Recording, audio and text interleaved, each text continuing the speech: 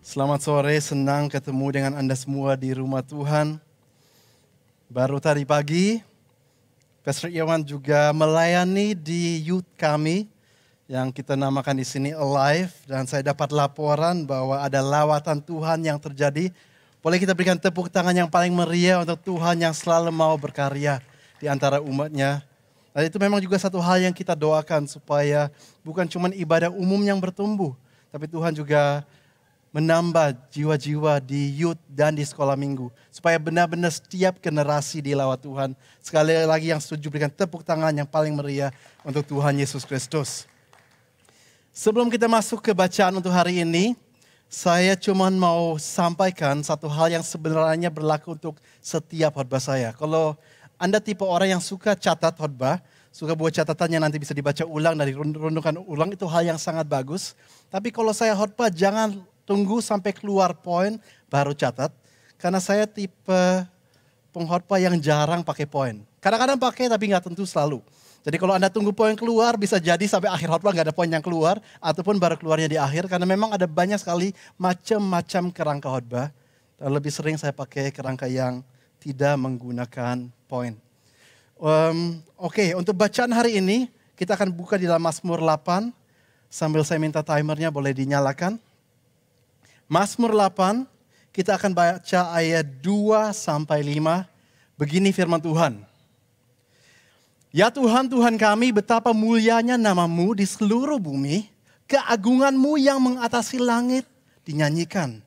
Dari mulut bayi-bayi dan anak-anak yang menyusu telah Kau letakkan dasar kekuatan karena lawan-Mu untuk membungkam musuh dan pendendam. Jika aku melihat langit-Mu, buatan jarimu, bulan dan bintang-bintang yang Kau tempatkan, apakah manusia sehingga Engkau mengingatnya? Apakah anak manusia sehingga Engkau mengindahkannya? Mari kita lihat judul untuk hari ini. Apakah manusia sehingga Engkau mengingatnya? Dan ini persis diambil kata per kata dari salah satu ayat tadi. Boleh kita baca bersama? 1, 2, 3. Apakah manusia sehingga Engkau mengingatnya? Dan hari ini kita akan membahas seluruh pasal 8. Karena memang pasal ini juga cukup singkat. Mari sekali lagi kita berdoa. Tuhan, kita bersyukur untuk kesempatan kita boleh mendengar firman Tuhan. Dan hari ini kami diingatkan betapa mulia dan agung segala hal yang Engkau sudah ciptakan. Dan bagaimana kami cuma adalah sebuah titik yang kecil dibanding dengan semua ciptaan lain. Dengan alam semesta yang begitu besar. Namun Tuhan, Engkau memilih untuk tetap menaruh kasih Engkau dan kepedulian Engkau di atas kami. Siapakah kami? Tapi Engkau Tuhan yang begitu besar mau datang, mengasihi dan menyertai. Kami bersyukur dan bantu kami semakin mengerti kasih Engkau. Di dalam nama Yesus semua katakan amin. Kita barusan baca di dalam beberapa ayat tadi, bagaimana Daud menjelaskan betapa besar dan mulianya Tuhan, dan betapa besar dan mulianya juga ciptaan Tuhan. Sehingga akhirnya Daud harus mengatakan, dibanding dengan itu semua, saya ini siapa? Saya ini begitu kecil. Saya cuma mungkin sebuah titik dibanding semua hal yang lain. Dulu waktu saya masih muda, masih zaman, saya lupa persisnya. Tapi kalau nggak salah itu zaman saya SMP. Saya punya adik yang lebih muda 3 tahun. Berarti kalau saya SMP kemungkinan dia lagi SD. Dan dia punya seorang musuh. Jadi ada seorang cowok yang lain. Dan kalau mereka ketemu mereka pasti ya musuh-musuhan. Sampai satu saat mereka pakai gini. Mereka ketemu, mereka janjian, mereka bilang oke, hari ini kita selesaikan sekali untuk selamanya. Kita nanti akan ketemu, berantem, kita lihat siapa yang menang. Supaya selesai. Tapi adik saya tiba-tiba membuat tawaran kayak gini. Nanti kita ketemu di jam sekian di tempat gini. Tapi saya lawan kamu dan saya panggil kokoku melawan kokomu. Jadi saya yang gak salah apa-apa diikut ajak untuk suruh berantem. Padahal saya sebenarnya belum pernah menjadi seorang yang sukanya berantem, sering berantem. Enggak. Tapi apakah pernah berantem? Ya namanya cowok dan waktu itu masih kecil ya rata-rata mungkin semua orang pernah. Dan ini salah satu kejadian di mana saya memang diajak untuk berantem. Jadi akhirnya janjian saya lupa jam berapa. Tapi tempatnya saya masih ingat. Kita tempatnya janjiannya di tempat SD saya. Walaupun saya sudah nggak di SD, jadi saya sudah beralih, saya lupa entah ke SMP atau SMA. Tapi tempat SD-nya, sekolahnya itu dekat rumah saya. Dan tempatnya cukup luas, dan ada halaman yang besar. Jadi kita janjian ketemu di sana.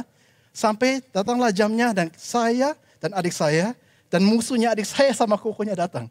Nah, kita mau berantem 2 lawan 2.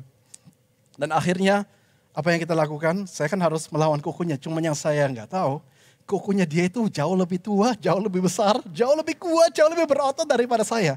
Tapi walaupun gitu saya GR, saya nggak takut. Karena kenapa?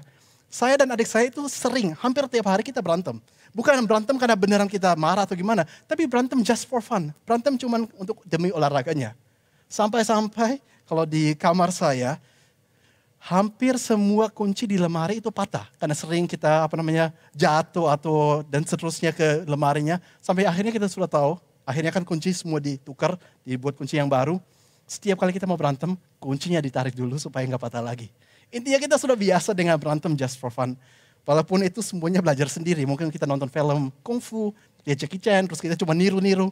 Jadi akhirnya saya pikir ya udah, saya nggak usah takut walaupun orang yang lebih besar. Jadi apa yang saya lakukan? Saya mau membuat dia takut dulu.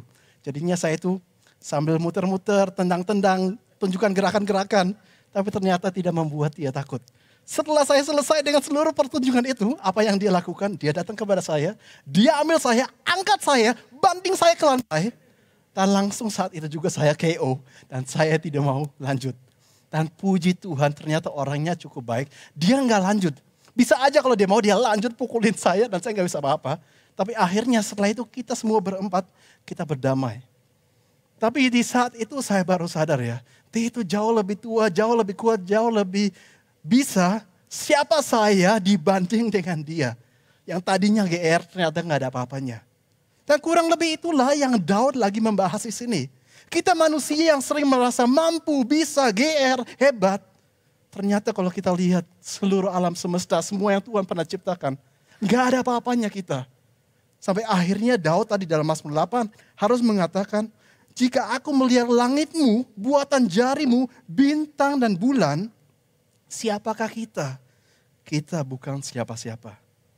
Nah kalau kita sekarang nambah satu ayat yang lain, coba kita lihat sekarang Mazmur 103, ayat 14 dan 16. Tadi kan Mazmur 8, sekarang Mazmur 103 dikatakan begini. Sebab dia dan D-nya besar, berarti ini bicara tentang Tuhan. Sebab Tuhan sendiri tahu apa kita. Tuhan ingat bahwa kita ini debu. Coba semua katakan debu. 1, 2, 3, debu. Adapun manusia hari-harinya seperti rumput, seperti bunga di padang, demikianlah ia berbunga. Apabila angin melintasinya, maka tidak ada lagi ia dan tempatnya tidak mengenalnya lagi. Mau kita pikir kita ini hebat, kuat, ganteng, cantik, kaya, pemimpin, pembesar, tenar, terkenal, dihargai, dihormati, dan seterusnya. Tapi pada akhirnya, kita harus sadar kita ini cuma debu. Atau seperti rumput yang tadi dikatakan seperti bunga yang sebentar ada kemudian sudah gak ada lagi. Jadi apa yang mau kita banggakan? Tidak ada. Namanya juga kita debu. Mau bangga apa? Mau sombong apa? Mau pamerkan apa? Kita ini bukan siapa-siapa. Tadi Mazmur 103 ayat 15 mengatakan, adapun manusia hari-harinya seperti rumput. Itu gambarkan apa? Bicara tentang apa? Di situ bicara mengenai bagaimana kehidupan manusia begitu singkat, begitu sementara, sekarang kelihatan sedikit kemudian sudah nggak ada. Mungkin saya bisa tanya di sini, siapa yang kadang-kadang suka nostalgia tentang masa dulu? Masa kita masih muda, masa kita masih ke sekolah, kalau ada boleh angkat tangan. Nostalgia dalam artian ingat waktu kita masih kecil, waktu kita sekolah apa yang kita lakukan. Nah tahu nggak, kalau kita bisa bernostalgia artinya satu. Kita sudah tua. Kalau nggak tua nggak bisa bernostalgia mikir hal-hal yang masa lampau. Tanpa sadar waktu begitu cepat berlalu sampai kita pun sekarang sudah bisa bernostalgia. Saya dengan beberapa orang berada di dalam sebuah real relationship. Perhatikan persis perkataan saya supaya nggak disalah kutip dan masuk konten dan itu menjadi hal yang berbahaya. Saya tidak katakan saya dengan beberapa orang di dalam sebuah relationship. Saya katakan saya bersama beberapa orang di dalam sebuah real relationship. Yang artinya kita suka saling kirim reel di Instagram dan seterusnya. Video-video singkat. Dan dengan beberapa orang itu adalah kadang-kadang video-video singkat tentang hal-hal yang zaman 90-an, hal-hal yang bikin nostalgia. Kadang-kadang itu makanan jadul, kadang-kadang itu permen jadul, kadang-kadang itu permainan jadul. Kalau saya bilang permainan jadul, maksud saya bukan kelereng ya, saya bukan setua itu. Tapi mungkin contohnya waktu saya masih kecil yang ngetren adalah mungkin mainan Power Ranger, mungkin mainan pistol yang bisa dimasukin baterai dan ada bunyinya, dan mau beli di negara manapun bunyinya sama. Jadi mungkin itu hal-hal yang kita semua, kalau kurang lebih Anda seusia saya, yang kita ingat. Tapi tahu-tahu zamannya sudah lewat. Atau siapa yang di sini suka dulu ya, zaman kita masih muda, masih zaman TK atau SD, suka nonton Captain Tsubasa. Atau mungkin suka nonton Satria Baja Hitam. Saya dengar banyak suara, banyak orang yang ketawa. Tahu nggak dulu, karena memang kan saya besarnya di Jerman dan waktu itu saya nggak terlalu bisa bahasa Indonesia. Saya cuma datang ke Indonesia kadang-kadang jalan-jalan aja temanin ibu saya. Saya dulu pikirnya namanya Satria Bajai Hitam. Anda tahu bajai, kalau di Jakarta kan mikrolet itu kayak namanya bajai. Satria Bajai Hitam lama-lama baru dikasih tahu enggak, itu baja. Baja hitam itu steel, itu ada besi. Oke, atau mungkin dulu kita waktu kecil mungkin nontonnya hal-hal seperti Power Ranger, Doraemon, Ninja Hattori, dan seterusnya. Itu semua hari ini sudah nggak ada. Tahu-tahu itu zamannya sudah lewat. Tahu-tahu kita semakin tua dan seperti yang tadi kata Daud, iya ya hidup ini singkat. Gak sadar ini semua sudah terjadi belasan, mungkin bahkan 20 tahun yang lalu. Atau siapa yang kadang-kadang masih kangen atau merindukan masa kita masih sekolah, masa SMP, SMA, boleh angkat tangan. Saya lihat yang angkat tangan memang tidak terlalu banyak. Kan memang saya kadang-kadang tanya ke orang-orang di sini, di Indonesia, kangen gak masa sekolah? Memang banyak bilang gak terlalu kangen. Karena masa sekolah berat, harus les, harus ini, harus itu. Tapi kalau bagi saya sendiri, dulu masa sekolah saya merasa indah sekali. Ya mungkin karena sedikit banyak di tempat di mana saya besar, beda sama di sini. Di Jerman itu rata-rata sekolah itu menyenangkan karena gampang sekali. Saya tahu dibanding Indonesia ternyata gampang.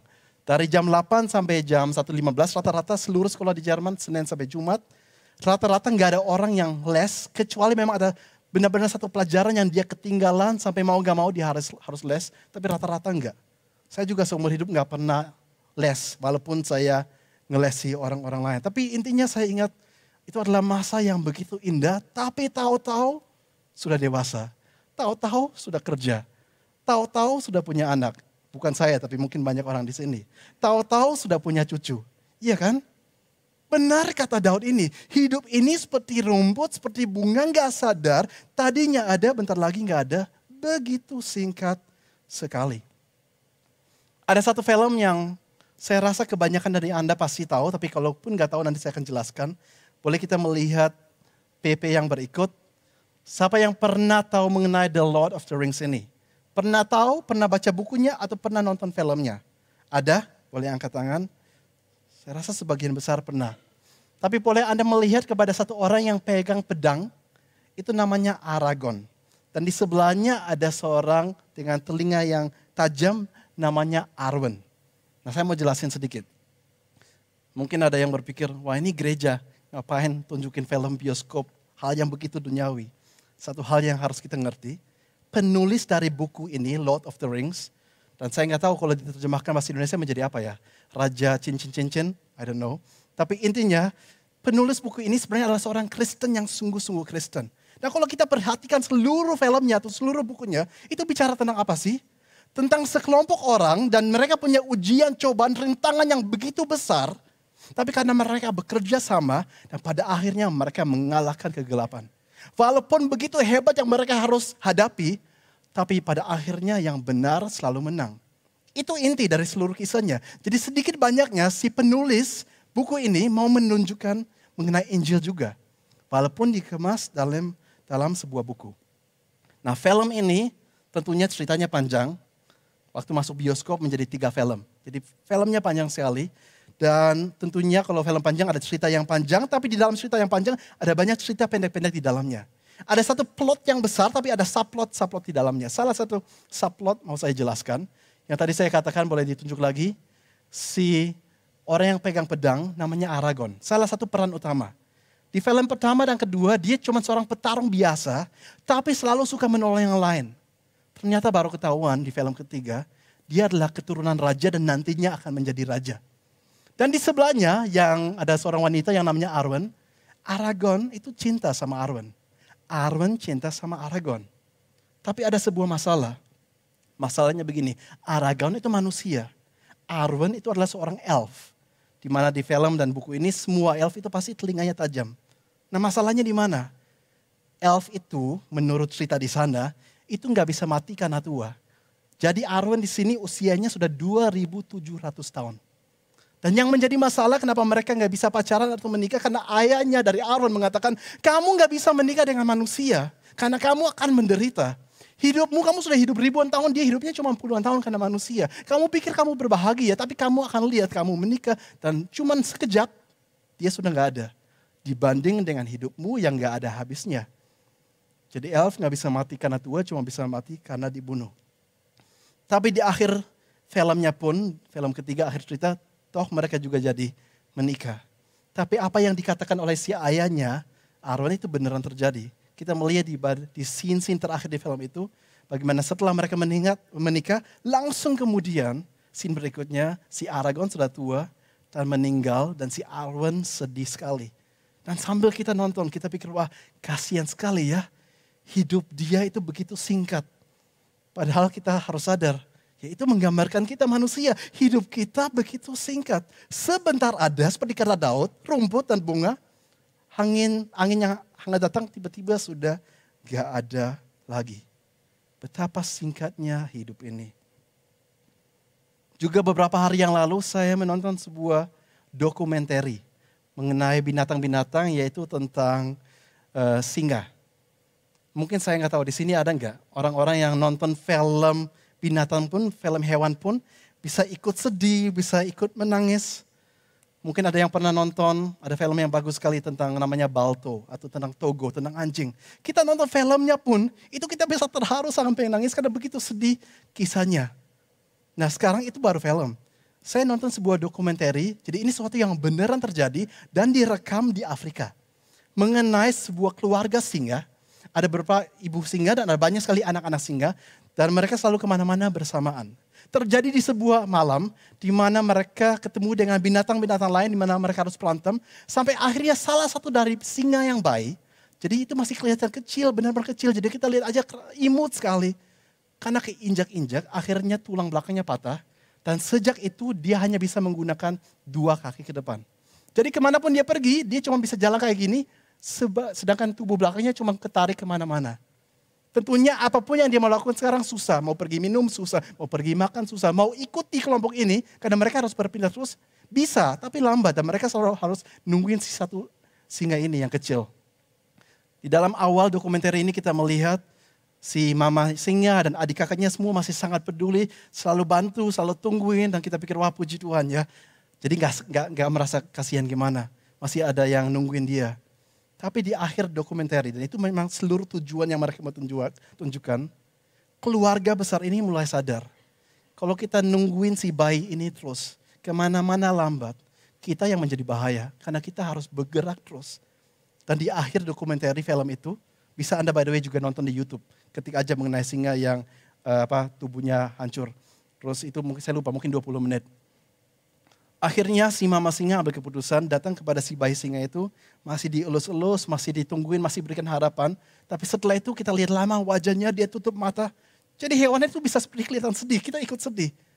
Dan habis itu mamanya meninggalkan dan gak nungguin lagi. Dan singa kecil itu mengaum tapi dengan suara yang sangat imut. Dan ditinggalkan dan dijelaskan oleh si narator. Bahwa dia itu pasti sudah gak bisa bertahan hidup. Itulah kehidupan. Dan itu kalau kita nonton aja, padahal ini hewan, ini bukan manusia. Kita pikir, wah kok sedih sekali, kok kasihan sekali. Kok bisa ada, dia harus alami ini.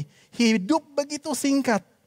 Memang ini hewan, tapi hal yang sama juga berlaku bagi kita yang adalah manusia. Betul. Siapakah kita? Hidup kita singkat. Seperti debu, seperti rumput, seperti bunga kata Alkitab.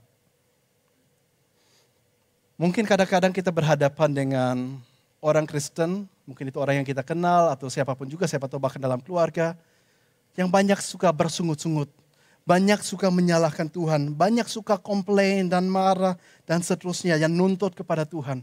Kalau ada orang seperti itu dalam hidup Anda, coba suruh dia baca Ayub pasal 38 dan 39. Kenapa? Ayub, di sana ada 42 pasal. Di dalam pasal yang ke-31, Ayub itu banyak memberikan keluhan kepada Tuhan. Tuhan kenapa begini? Tuhan kenapa begitu? Kenapa ini harus terjadi? Kenapa saya harus alami ini? Berapa pasal kemudian, mulai pasal 38, 39 dan seterusnya, Tuhan mulai bicara juga. Dan coba saya akan baca beberapa hal yang Tuhan bicara setelah Ayub banyak mengeluh. Saya cuma ambil beberapa contoh aja, gak usah dibuka, dengarkan saja. Tuhan mengatakan, di manakah engkau Ayub ketika aku meletakkan dasar bumi? Ceritakanlah kalau engkau mempunyai pengertian. Siapakah yang telah menetapkan ukurannya?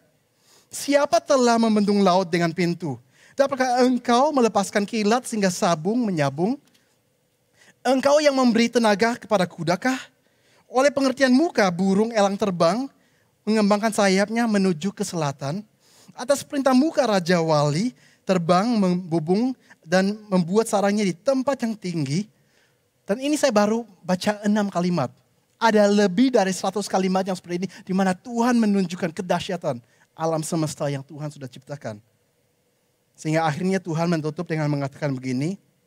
Maka jawab Tuhan kepada Ayub, apakah si pengecam hendak berbantah dengan yang maha kuasa? Hendaklah yang mencela Allah menjawab. Maka jawab Ayub kepada Tuhan. Dan puji Tuhan, Ayub sadar dan Ayub bertobat. Ayub mengatakan, sesungguhnya aku ini terlalu hina. Jawab apakah yang dapat kuberikan kepadamu? Mulutku kututup dengan tangan. Ayub sadar, Ayub bertobat. Padahal Tuhan gak pernah menjawab pertanyaan Ayub. Ayub tanya, kenapa ini semua terjadi? Tuhan gak jawab, ini terjadi karena gini-gini. Enggak. Tuhan cuma menunjukkan, coba lihat semua yang sudah ada. Semua yang saya sudah ciptakan. Kamu ini apa sih? Kamu ini cuma debu, pasir yang kecil dibanding semua yang lain. Dan itu cukup untuk membuat Ayub sadar, oh iya ya. Siapa ya saya yang mau mengeluh kepada Tuhan.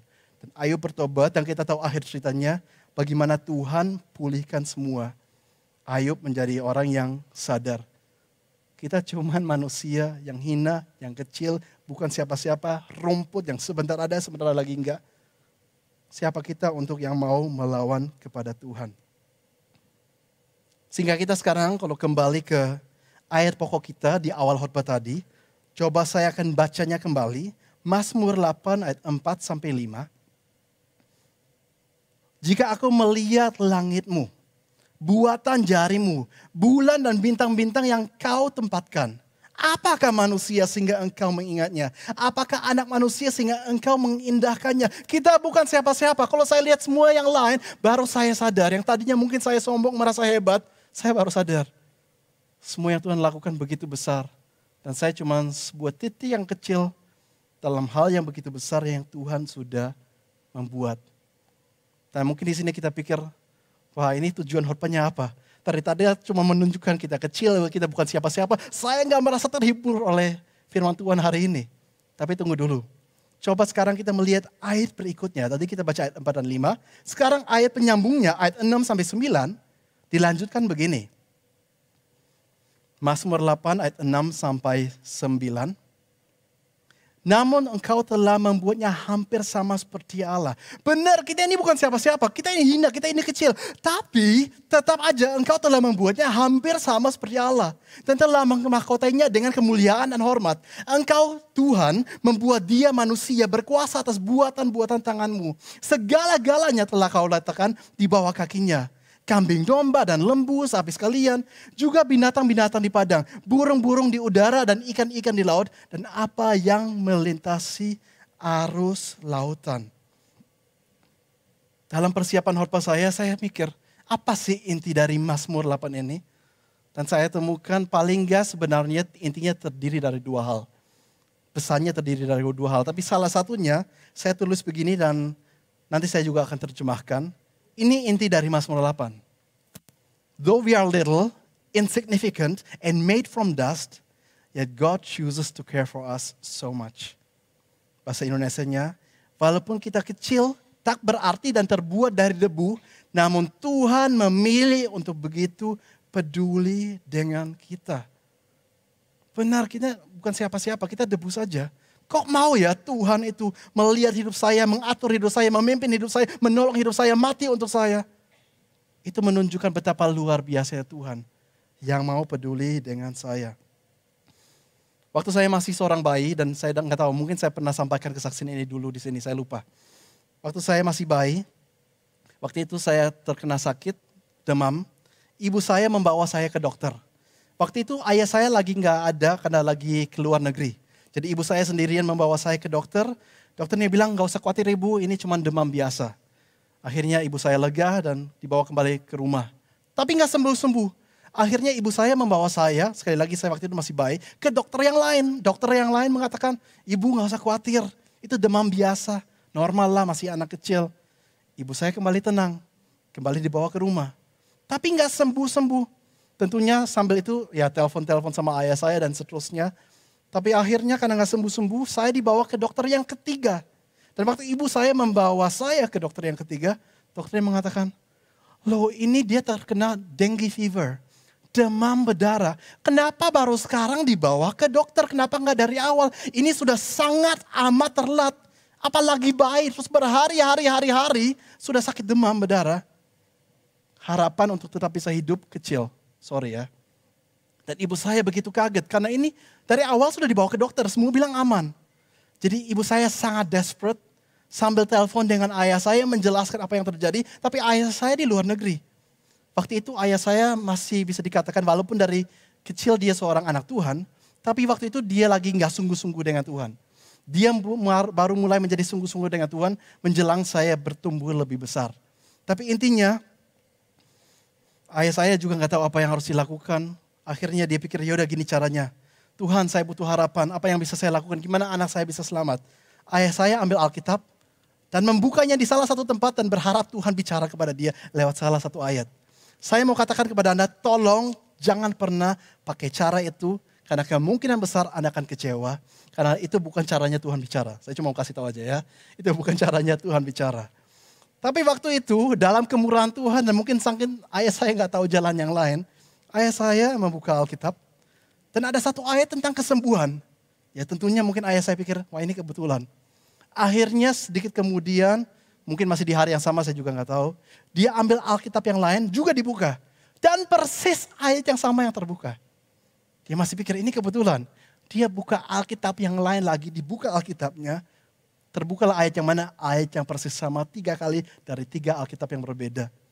Dan di sana ayah saya dapat pengharapan bahwa Tuhan akan membuat mujizat. Dan buktinya hari ini saya masih berdiri di depan Anda. Tuhan memang menyembuhkan saya. Tuhan memberikan iman dan tanda dan pengharapan kepada orang tua saya. Dan kalau kita pikir-pikir, siapakah ayah saya? Sehingga Tuhan begitu mau peduli, bahkan memberikan tanda dan harapan. Siapakah saya sampai Tuhan mau selamatkan saya? Kita semua sebenarnya kita bukan siapa-siapa. Kalaupun sampai Tuhan bertindak, itu cuma karena Tuhan kita adalah Tuhan yang terlalu baik. Coba semua yang setuju, berikan tepuk tangan paling meriah untuk Tuhan Yesus Kristus. Saya ingin menunjukkan sebuah quote dikatakan oleh C.S. Lewis. Dia pernah berkata gini, nanti saya akan terjemahkan juga. God loves us not because we are lovable, but because He is love. Not because He needs to receive, but because He delights to give. Tuhan mengasihi kita bukan karena kita gampang dikasihi. Melainkan karena Dia adalah kasih. Dan Dia bukannya butuh menerima dari kita, melainkan Dia itu senang untuk memberi. By the way, tahukah Anda siapa C.S. Lewis ini? C.S. Lewis ini juga adalah seorang penulis buku dan pengkhotbah yang sangat luar biasa. Dia menulis buku yang namanya Narnia, yang akhirnya menjadi film juga. Dan di dalam buku itu dia cuma punya satu tujuan. Supaya orang-orang yang membaca bukunya itu cerita mengenai ada si penjahat, nenek sihir, dan ada satu raja yang adalah singa. Dia korbankan diri dan akhirnya dia bangkit dan dia mengalahkan penyihir. Dan akhirnya umatnya bisa selamat. Dia cuma mau menunjukkan Injil lewat buku itu. Supaya orang-orang yang gak pernah baca Alkitab bisa mengerti cerita Injil lewat buku dia. Dan akhirnya itu menjadi film yang sangat luar biasa. Kemungkinan besar Anda semua tahu filmnya. C.S. Lewis yang barusan tulis quote yang kita baca barusan ini. Bahwa Tuhan mengasihi kita bukan karena kita gampang dikasihi. Justru kita ini susah untuk dikasihi. Dengan semua perbuatan kita dan pikiran kita. Dan kita sering melanggar Tuhan. Tapi Tuhan mau mengasihi kita karena Dia adalah kasih. Karena dia itu adalah maha peduli dan terlalu baik. Tapi C.S. Lewis ini bisa kenal Tuhan kenapa? Tadi saya di awal juga memberikan Anda sebuah contoh mengenai film Lord of the Ring. Ya, yang saya bilang ada ceritanya Aragorn dan Arwen. Lord of the Ring ditulis oleh seorang namanya J.R.R. Tolkien. Tolkien ini juga cinta Tuhan. Satu saat Tolkien ketemu dengan yang barusan buat quote, C.S. Lewis. Dan mereka ngobrol sepanjang malam sampai jam 3 pagi. Mereka dua-dua orang pinter. Mereka dua-dua orang akademis. Dan C.S. Lewis yang tulis quote tadi, gak percaya Tuhan, dia itu ateis. Dan Tolkien yang menulis Lord of the Rings, sambil cerita sampai pagi, dia cuma kasih tahu gini, kamu ini kok bisa ateis? Kamu gak ngerti, kamu lihat seluruh semesta alam, gak mungkin gak ada Tuhan. Dan malam itu C.S. Lewis bertobat. Menulis buku Narnia yang isinya adalah Injil. Yang bahkan menjadi pengkhotbah yang sangat luar biasa. Tapi apa yang dia katakan benar. Tuhan mengasihi Anda dan saya bukan karena kita hebat, bukan karena kita ada apa-apanya. Tapi memang semata-mata karena dia mau mengasihi kita. Anda masih ingat tadi waktu ada ayat yang mengatakan kita ini debu, kita ini seperti rumput, kita ini seperti bunga. Coba kita langsung sekarang melihat ayat kelanjutannya. Ayat Mazmur 103, tadi ayat 16, sekarang ayat 17. Ternyata ada kelanjutannya begini. Tetapi, walaupun benar kita debu, walaupun benar kita ini singkat, sementara, gak ada artinya. Tapi, kasih setia Tuhan, dari selama-lamanya sampai selama-lamanya, ada seorang yang takut akan Dia. Kenapa Tuhan yang begitu besar, yang begitu agung, yang begitu mulia, yang empunya segalanya, yang sudah melakukan segalanya, menciptakan segalanya, mau mengasihi, mau setia kepada Anda dan saya. Siapa kita? Kita ini penuh kelemahan, penuh kegagalan, penuh dosa. Seringkali kita mendukakan Tuhan, seringkali hal yang kita lakukan bukan hal-hal yang menyenangkan Tuhan, tapi yang kita lakukan adalah kehendak kita, bukan kehendak Dia. Namun tetap Dia mau setia. Dan itulah Injil. Walaupun kita ini bukan siapa-siapa, dan walaupun kita tidak setia, Ia tetap setia. Coba semua yang setuju, berikan tepuk tangan untuk yang paling mulia, untuk Tuhan Yesus yang selalu setia. Satu quote terakhir, saya akan bacakan dan ini pun nanti saya akan terjemahkan. Pendeta Tim Keller, dia katakan begini, "The gospel is this, we are more sinful and flawed in ourselves than we ever dared believe. Yet at the very same time, we are more loved and accepted in Jesus Christ than we ever dared hope." Kalau saya terjemahkan begini, inilah Injil. Kita ini lebih berdosa dan lebih penuh kekurangan daripada yang kita bisa bayangkan. Namun di saat yang bersamaan, kita ini lebih dikasih dan lebih diterima oleh Tuhan daripada yang kita berani impikan. Begitu besar Tuhan. Kita lebih parah daripada yang kita bayangkan, tapi Tuhan lebih mengasihi kita dari yang kita berani impikan. Karena Tuhan kita adalah Tuhan yang terlalu baik.